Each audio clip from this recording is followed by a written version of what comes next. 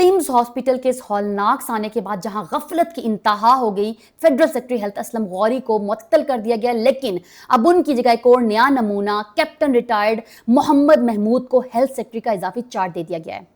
यकीनन वजीर आजम ने अपनी तरह का एक और नमूना कहीं ना कहीं से निकाल कर स्पेशल यहां पर लाया होगा, क्योंकि अरबों खरबों का जो सिस्टम है उसको हड़पने के लिए हमेशा अपने जैसे ही बंदों को यह हुकूमत मुसल्लत कर देती है अवाम के ऊपर, जिसका नतीजा ये निकलता है कि 14 मासूम बच्चे जिनको दुनिया में आए हुए अभी एक दिन भी नहीं हुआ था, वो इस जालिम निजाम की भेंट चढ़ जाते हैं। अब जनाब ये जो नया नमूना मुसल्लत कर दिया गया, उसने आते ही सबसे पहले जो तीर मारा है वो ये है कि उसने पिम्स हॉस्पिटल के बाहर ही टेंट लगा लिया है। मतलब कि ड्रामेबाजी अभी से स्टार्ट हो गई है। अब ये भी नए नए और अनोखे करतब दिखाने में लगा हुआ है, बिल्कुल हमारे वजीर आजम की तरह। भाई आपसे पूछे कौन कि टेंट लगाने की बजाय बाकायदा एक आरामदेह ऑफिस दिया गया है, जाकर वहां कुर्सी पर बैठो और काम प्रॉपर करो। ये तमाशा लगाने की क्या जरूरत है? ये मत भूलो कि आवाम की फलाह बहबूद के लिए एक बहुत बड़ा बजट तुम लोगों को दिया जाता है, जो बस तुम लोग अपने पेट में ही ले जाते हो। बजट के अदाद शुमार देखें कि सिर्फ पिम्स के mother and child health centre के लिए इस साल तकरीबन 1 अरब 69 करोड़ रुपए रखे गए हैं।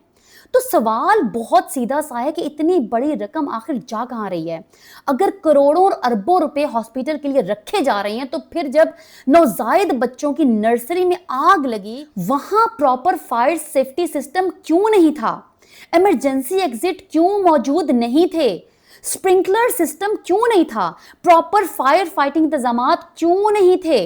और सबसे बड़ा सवाल, अगर पिम्स में ये कमियां इतने अरसे से मौजूद थी, तो इन्हें दूर करने के लिए आखिर किसका इंतजार किया जा रहा था? अब एक सेक्रेटरी को हटाकर दूसरा सेक्रेटरी लगा दिया गया है। ठीक है, कार्रवाई होनी चाहिए, लेकिन क्या सिर्फ चेहरे बदलने से पिम्स के हालात बदल जाएंगे? आज मीडिया और आम लोग यही पूछ रहे हैं कि जो पैसे हॉस्पिटल के लिए आते रहे हैं वो कहां खर्चा हुआ है?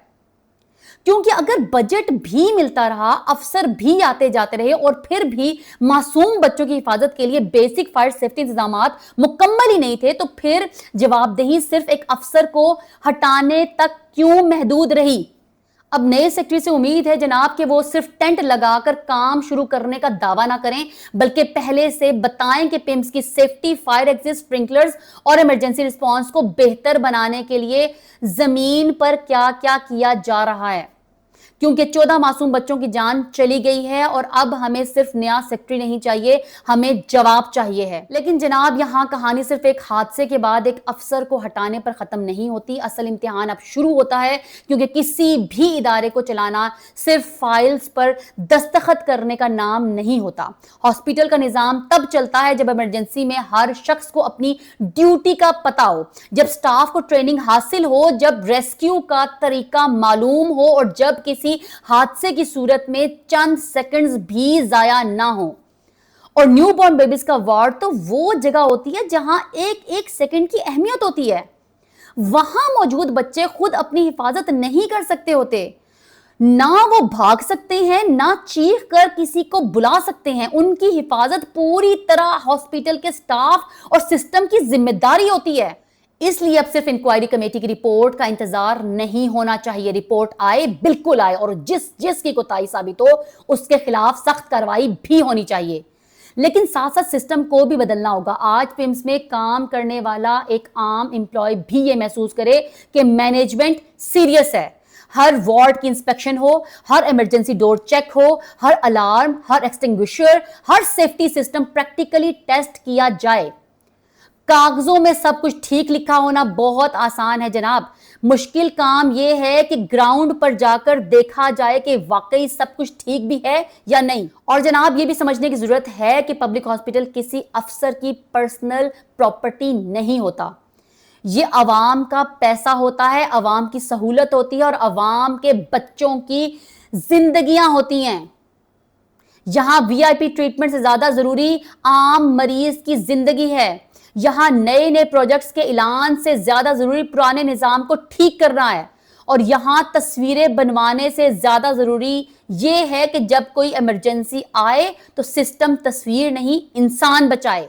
نئے سیکٹری صاحب کے پاس اب بہت بڑا موقع ہے. اگر وہ واقعی کچھ بدلنا چاہتے ہیں تو ٹینٹ سے آگے بھی جانا ہوگا. پیمز کے ہر وارڈ میں جانا ہوگا, سٹاف سے ملنا ہوگا, پیشنٹس کی اٹینڈنس کی بات سننی ہوگی, پرانی فائلز کھولنی ہوں گی, مینٹیننس کے ریکارڈز دیکھنے ہوں گے, اور یہ سمجھنا ہوگا کہ جو مسائل سالوں سے پینڈنگ ہے وہ پینڈنگ کیوں ہیں. کیونکہ عوام کو نئے چہرے سے کوئی دشمنی نہیں ہے.